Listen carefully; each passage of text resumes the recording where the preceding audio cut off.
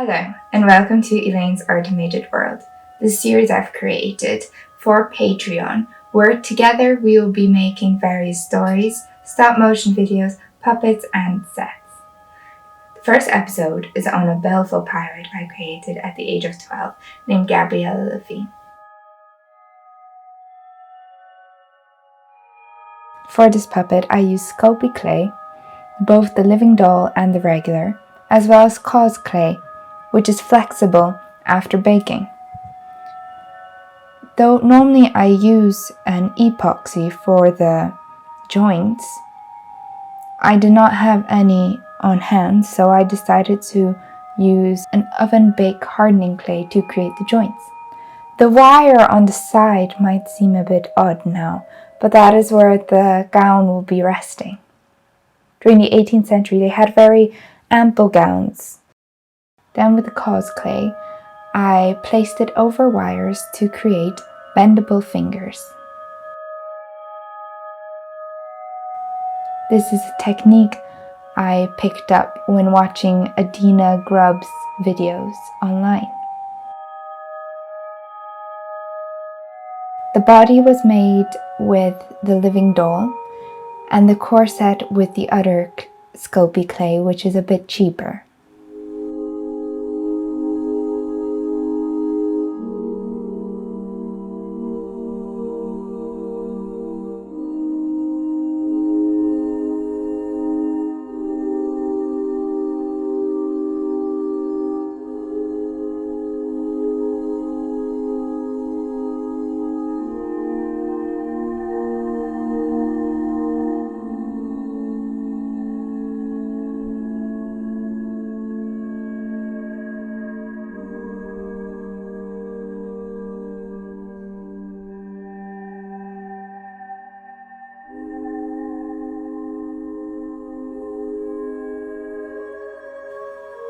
I wrapped the living doll clay over cling film to create the head. This way it is lighter and you don't waste so much clay. Then with already baked white clay, I created the eyeballs. Just press them in.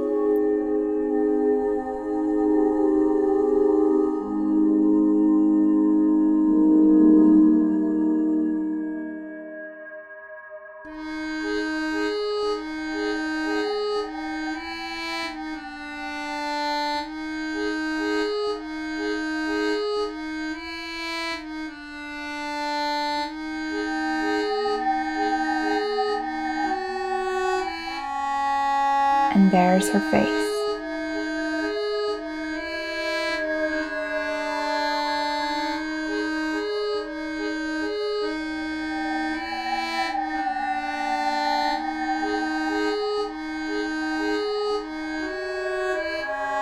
Then again with sculpting clay, I created the ship. Since Gabriella Levine is a pirate, I decided to go with the Marie Antoinette style and place a boat on top of her head.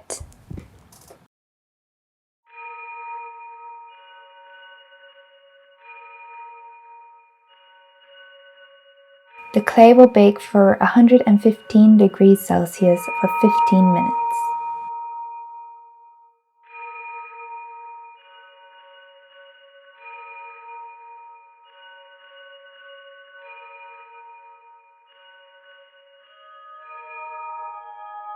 I wanted her skin to be rather dark, with hints of olive green. I used an airbrush to paint her face.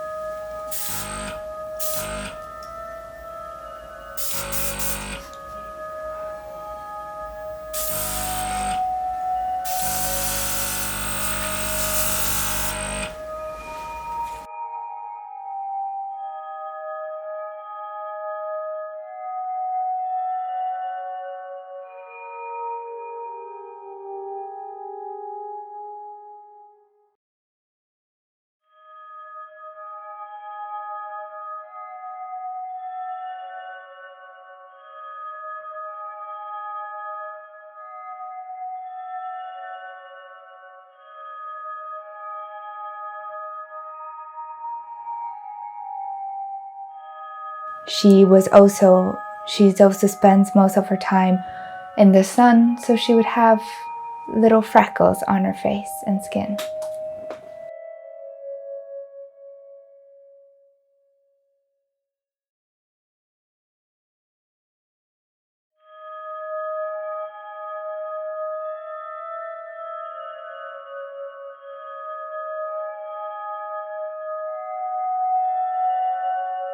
I find it quite calming putting makeup on little dolls, which might be a bit weird.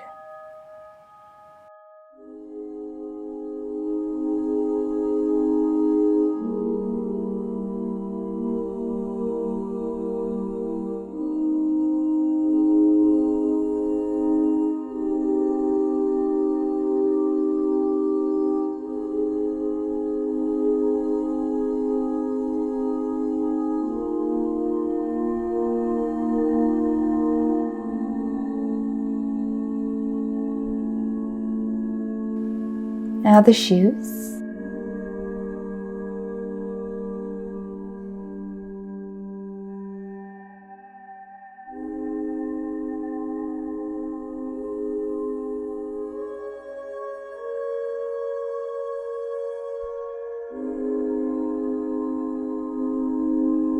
And the ship.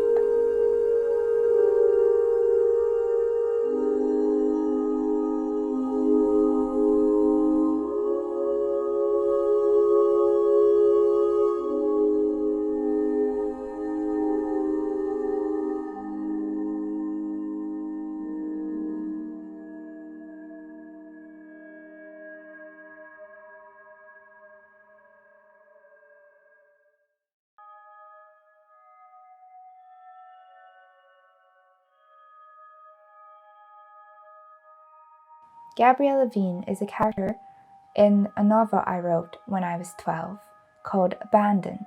Recently, I rewrote it as part of an exercise.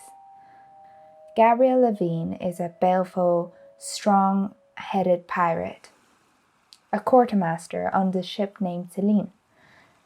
Her and her crew are very close, but one day during an attack gone wrong, she follows the Duke of the island to his palace. There, one thing leads to another, and the drunken pirate dozes off. The next day, she awakens and she's alone, trapped on the island with no way out. The Duke, who knows her identity now and who has grown fascinated by her presence, as well as the lack of excitement in his own life, decides to accommodate her into his house and help her survive until the ship comes back or the supply shipment that comes every now and then to the island arrives.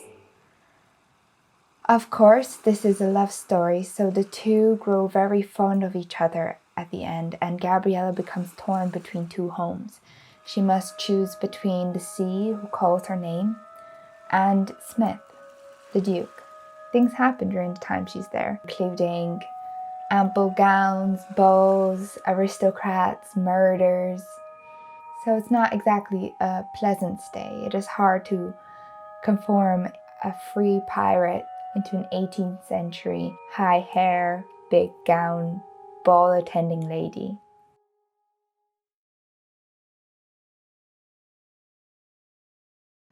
For the dress, I decided to go with a black gown that Gabriella wears in the story. However, I really wanted to do drawings at the back of the gown with a ship battle, so I decided to go with a more neutral color for the front. It took me quite a while to create all of these ruffles. So you simply fold it a little, and then pass the needle onto the other side and sew it in. And you create this little bow-like effect, and you keep going until you run out of fabric or string.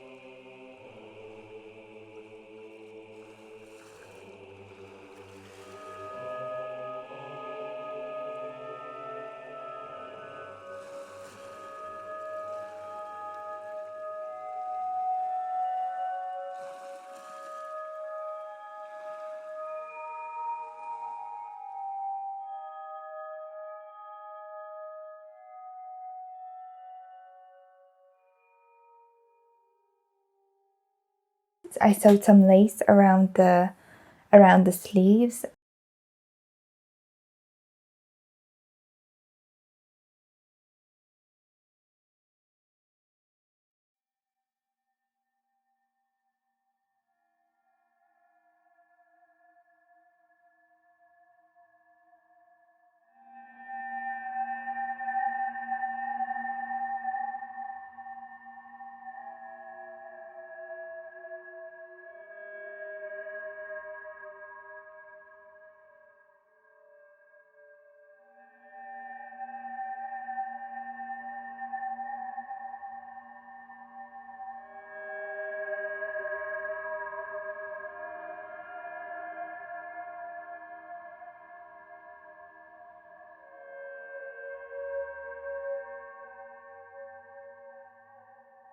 And in the middle of the skirt, as well attached ruffles along the side of it.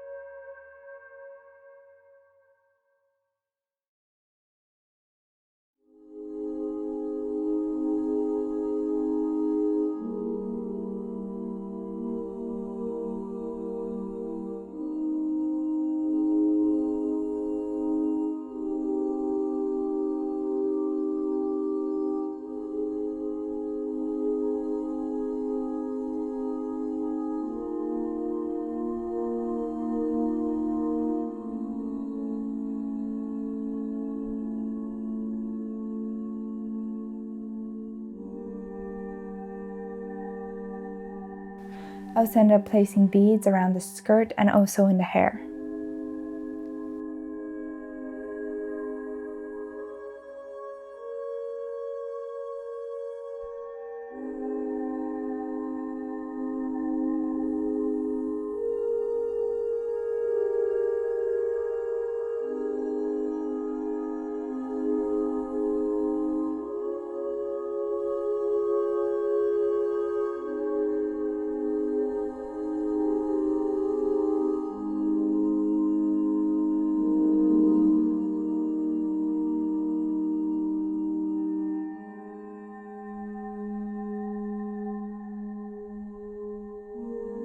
Then finally, I glued the ship onto her head, à la Marie Antoinette.